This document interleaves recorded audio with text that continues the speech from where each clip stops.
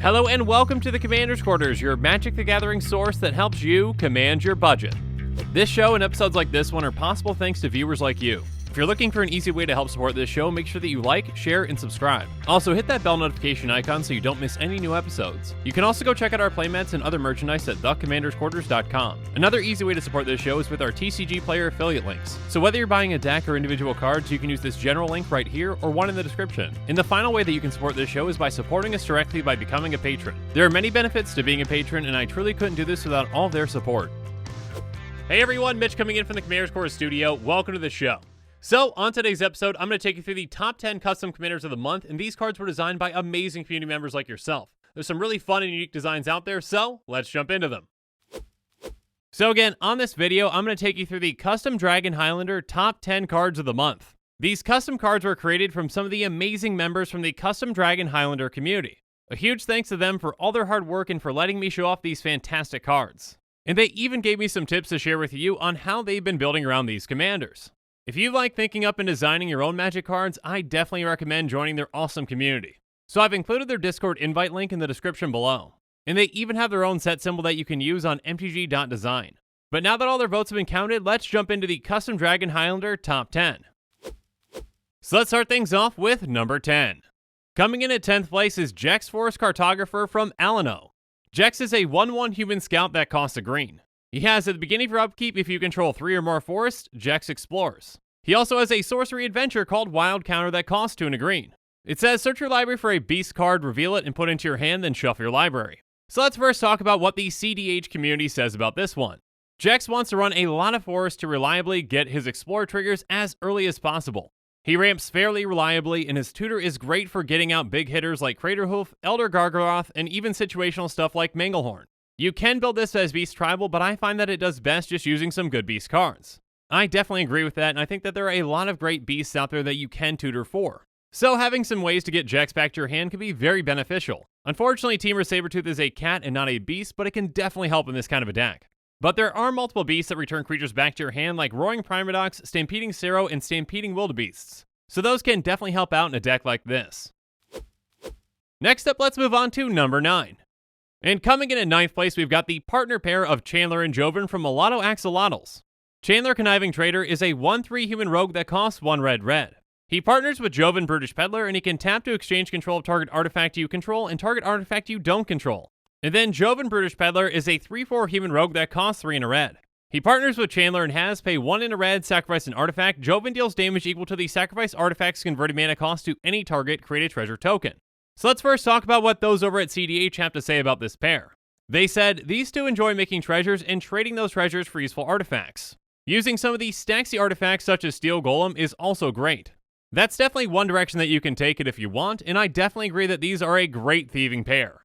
Even potentially using artifacts that just cantrip when they come in but don't do much else could be really helpful in this deck. You get value out of them, and you get to exchange them for something else. And if that artifact that you exchange it for is pretty big, you might just want to sacrifice that and throw it in your friend's face.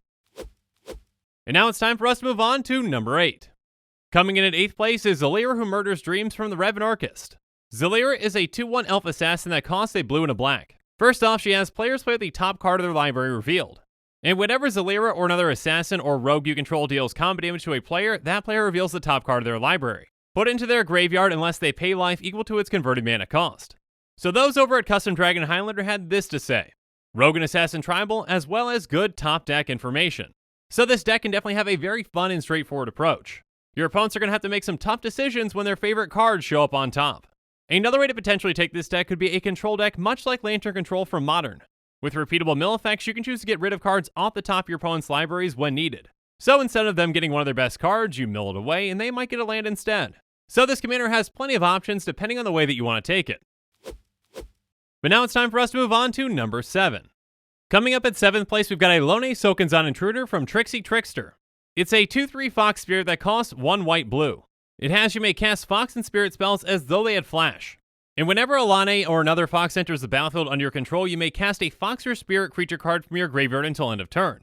And by paying white-blue, you can exile target Fox or Spirit you control, then return to the battlefield under its owner's control. And here's what the community had to say about this one.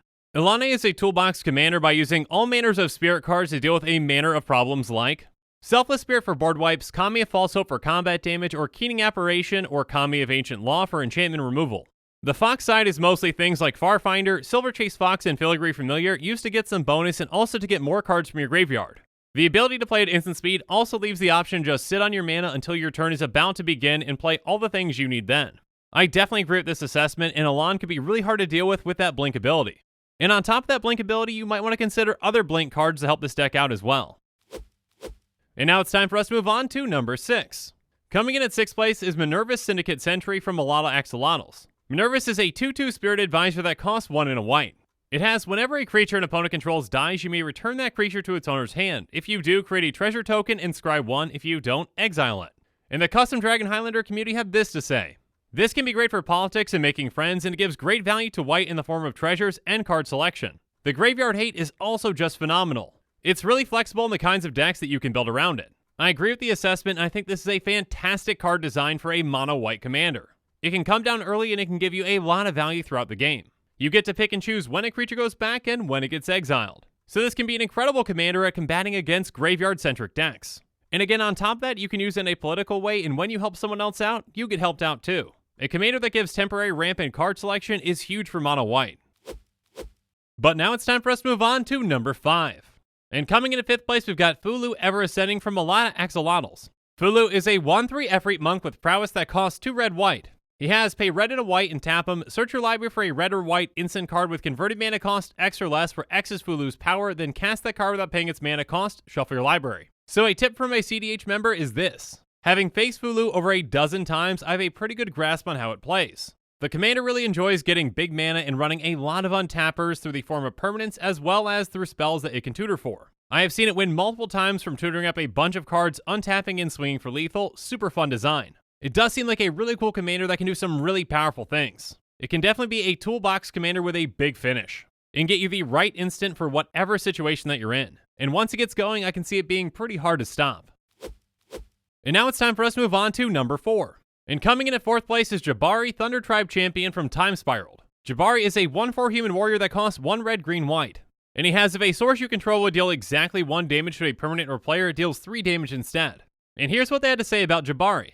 This is Pinger Tribal. Sorry, not much else about it. The design is simple and straightforward in the deck it wants to run, but it's great fun.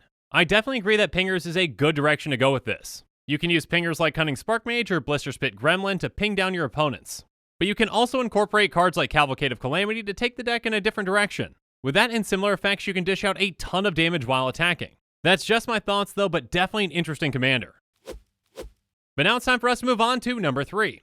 And coming in at 3rd place, there's Natus Lost in Knowledge from Seismic Lawns. Natus is a 2/1 human that costs 2 green blue. It has at the beginning of your upkeep, if you have no cards in hand, you may pay 0 rather than pay the mana cost for the next spell you cast this turn.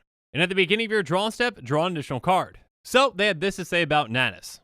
Natus wants you to have many ways to discard your hand, mixed with enormous spells that you can cast for free. Cards like Amanatu's Augury mixed with Grafted Wargear and Nullbrooch allow you to cast powerful spells to put you at an advantage while also keeping your hand free of cards. This really is a unique commander, and I love the design. Having to discard your whole hand can be a huge risk, but it can be a risk that's well worth taking. With this kind of a commander, I would definitely recommend ways to manipulate the top card of your library. Whether that's scrying, tutoring, or getting a card from your graveyard back on top of your library, these can be very effective ways to cast huge spells for free. And now it's time for us to move on to number 2. Coming in at 2nd place, there's Alan and Goot Tiny Friends from Trixie Trickster. They are a 2/2 mouse that costs red, green, white. They have whenever a creature deals combat damage to one of your opponents, choose one that hasn't been chosen this turn. Put a ++1 counter on target creature, each attacking opponent does the same. Create a treasure token, each attacking opponent does the same. Or create a 1/1 white mouse creature token, each attacking opponent does the same. So those over at Custom Dragon Highlander had this to say. Alan and Goot plays mostly like a group slug deck similar to Gahiji Honored One, but more value oriented. Using things like token doublers to gain more value from the ability for you, or Primal Vigor to double the value for everyone and giving more incentive for each opponent. Incentivizing attacks can be a very fun strategy, and Naya has a lot of great ways to do that. You can make deals and help out players to knock out the opponent that you want knocked out. And every time one of your opponents gets attacked, you're going to be gaining a lot of value. I can definitely envision a deck built around this commander, and I imagine it would be a ton of fun to play. But now it's time for us to move on to number 1. And the number 1 Custom Dragon Highlander card of the month is Rykel Fenmeat Fence from Dragoon. Reichel is a 2/2 human rogue that costs 1 white black. By paying 1 in black and tapping, you choose a card name. Target opponent may search their library for a card with the chosen name, reveal it, and put into their hand. That player shuffles their library. And pay 1, Reichel's controller creates a treasure token. Only an opponent may activate this ability. And they have this to say about this card.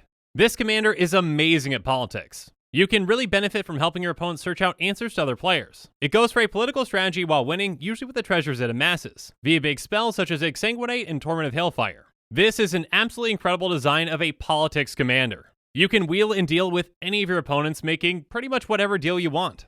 They need a certain card, they can tell you and you can help them out for a price. You want this card? That's going to cost you 3 treasures. Want this one? That'll cost you 4. You can wheel and deal throughout the game, helping your opponents as well as yourself. Someone's got a pesky permanent out there, get someone else a Beast Within. As long as you're good at negotiating, you can pretty much get out of any situation with this commander. And then once you amass enough treasures, you can easily win with all that mana. Regardless, all the commanders today have been fantastic, and I had a ton of fun going through them. So another big thank you to the Custom Dragon Highlander community for all their hard work. And again, if you want to join their awesome community, there's a Discord link in the description below.